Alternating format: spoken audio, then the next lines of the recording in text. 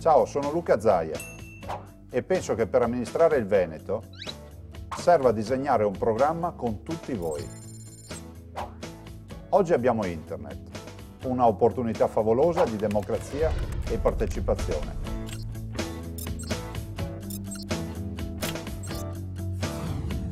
Puoi proporre la tua idea, partecipare alla community, condividere il tuo spazio con moltissime persone. Vorrei che ci fosse più spazio per i giovani. Vorrei più sicurezza per i miei figli. Vorrei più rispetto per il lavoro dei campi. Basta clandestini e illegalità. Vorrei che la regione si prendesse cura delle persone.